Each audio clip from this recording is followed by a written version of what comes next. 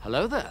Okay, guys, in this video, we're going to talk about a scrapped MonsterVerse and Pacific Rim crossover movie. This is not fake. This is real. This just came out in the last few hours. We're going to break down what the plot of this movie was going to be, according to Pacific Rim Uprising director. We're going to break down his exact quotes about the plot in this video. If you guys enjoy my MonsterVerse content, consider subscribing, and let's get into it. The Atomic Fair.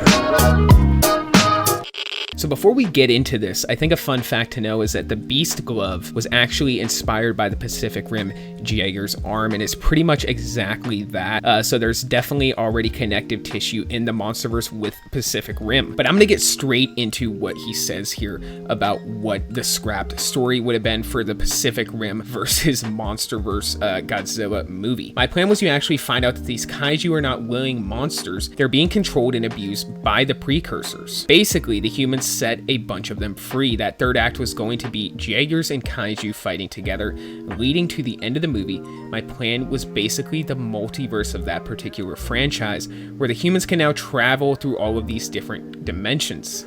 There was going to be, I'm trying to parse my words because I never know if they're actually going to make another one, a big reunion at the end that kind of brought the story all together. That ending would have tied into the MonsterVerse with Legendary, so you could have crossovers with the Pacific Rim franchise and the Kong and Godzilla franchises. Okay guys, this is huge news because what he says there in like the middle of his statement is basically that he doesn't know if they're going to make another one. Now that could just mean another Pacific Rim movie, and maybe that is what that means, but I think that could also mean that they could potentially make some kind of MonsterVerse Pacific Rim crossover movie sometime in the future. I would think this would have to be after, at least after the next, whether it's a Godzilla movie or a Godzilla Kong movie, this third entry in the Godzilla series. I would have to think it would come after that, and I would have to think that there would be some kind of build-up, maybe at the end of the next MonsterVerse film,